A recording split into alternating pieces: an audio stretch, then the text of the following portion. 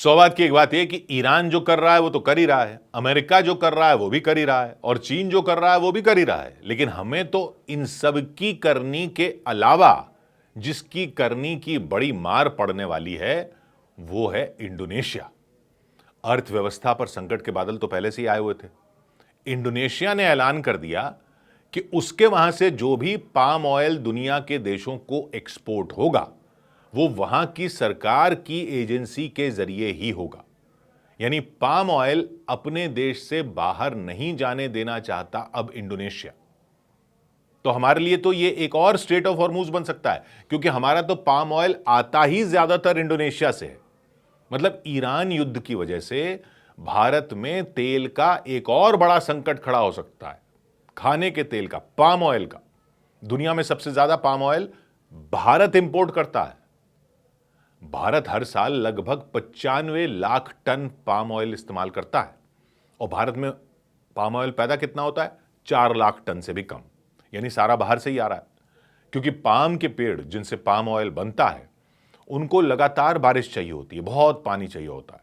तो ये दक्षिण पूर्व एशिया में बहुत ज्यादा होते हैं पाम के पेड़, वहां बहुत बरसात होती है। उनसे तेल निकालकर पाम ऑयल बनाया जाता है, पाम के पेड़ों से तेल निकालकर पाम ऑयल बनाया जाता है और दुनिया भर में भेजा जाता है वहां से। भारत भी वहीं से लेता है, ज्यादातर इंडोनेशिया से लेता है और कुछ मलेशिया से भी लेता है। हम कोई 90 लाख टन पाम ऑयल हर साल मंगा रहे हैं वहां से, और भारत में कुल खाने का तेल जो इस्तेमाल होता है उसका 40% ये पाम ऑयल ही है। क्योंकि एक तो ये बाकी खाने के तेलों से अभी तक सस्ता पड़ रहा था और लंबे टाइम तक खराब नहीं होता। तो कई परिवारों में सस्ते पाम ऑयल का इस्तेमाल होता है खाना पकाने के लिए। अनुमान है कि देश के आधे परिवारों में खाना पाम ऑयल से बनता है या ऐसे तेलों से बनता है जिनमें पाम ऑयल मिलाया हुआ होता है। और ये जो चिप्स, नमकीन, भुजिया, समोसे, वड़े, फ्रेंच फ्राइज, डोनट वगैरह जो डीप फ्राई होते हैं बाजार में, ये सब कंपनियां पाम ऑयल ही इस्तेमाल करती हैं, क्योंकि ये गर्म होने पर स्थिर भी रहता है और चीजें लंबे समय तक खस्ता रहती हैं, क्रिस्प रहती हैं। बिस्किट हो गए, कुकीज हो गए, केक, पेस्ट्री, बाकी बेकरी की चीजें, ये सब भी पाम ऑयल से ही बनती हैं। इंस्टेंट नूडल, चॉकलेट, आइसक्रीम सब पाम ऑयल से बनाई जा रही हैं आजकल। सारा रेडी टू ईट खाना, सॉस, ग्रेवी, ब्रेड, पिज्जा, इन सब में भी पाम ऑयल ही इस्तेमाल किया जा रहा है। कुल मिलाकर यह समझ लीजिए कि खाद्य उद्योग में 70% से ज्यादा पाम ऑयल जाता है। होटल हो, रेस्टोरेंट हो, छोटी खाने पीने की दुकानें हो, ढाबे, स्ट्रीट फूड वाले, सब लोग फ्राई करने के लिए, तड़का लगाने के लिए बड़े पैमाने पर पाम ऑयल का ही इस्तेमाल करते हैं। और त्योहारों में तो मिठाइयों और तले हुए खाने की मांग बढ़ने से पाम ऑयल की खपत बहुत बढ़ जाती है। और खाने की चीजों की बात नहीं है, साबुन, शैम्पू, बॉडी वॉश, इन सब में जो झाग बनता है वो झाग बनाने का काम इनमें मिला हुआ पाम ऑयल करता है।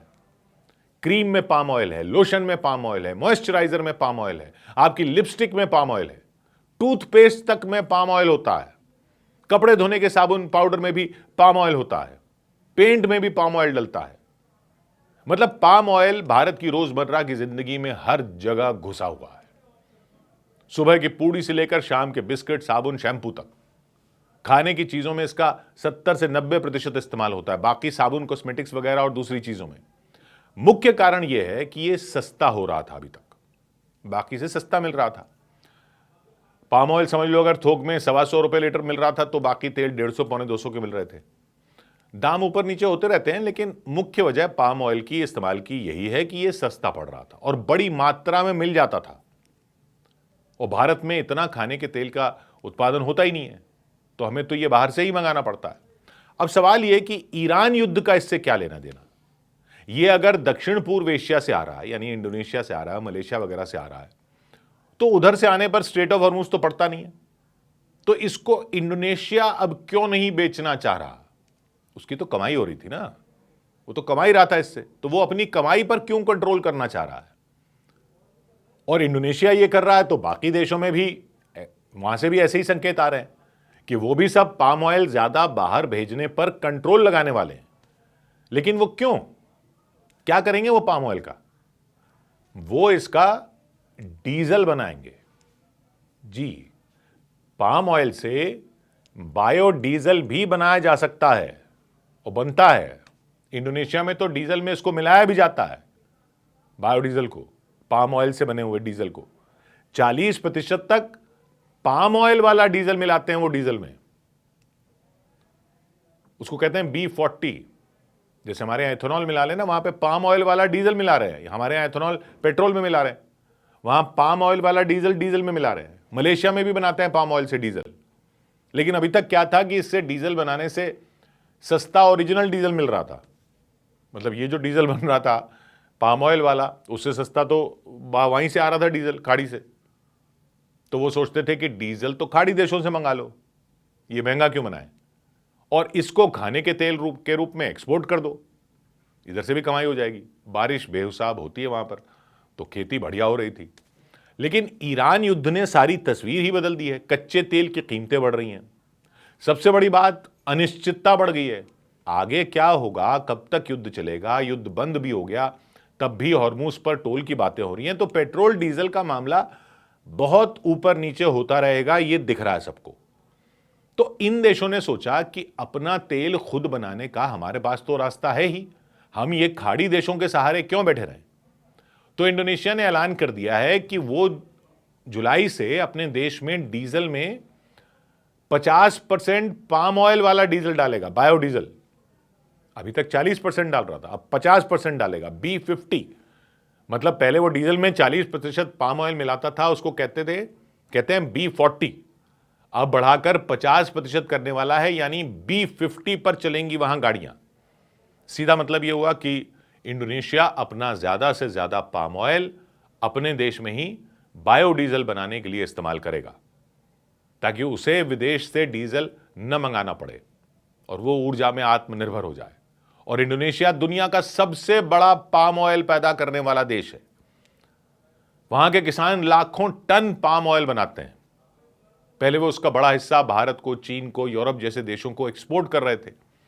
अब जुलाई से B50 प्रोग्राम शुरू होने के बाद वो हर साल करीब 15 लाख टन से ज्यादा पाम ऑयल को बायोडीजल में लगा देंगे, यानी विदेश में जाने वाला पाम ऑयल उनके यहां से कम हो जाएगा। भारत के लिए बड़ी समस्या बन सकती है। हम दुनिया के सबसे बड़े पाम ऑयल इंपोर्टर हैं, सबसे ज्यादा दुनिया में हम ही खरीदते हैं।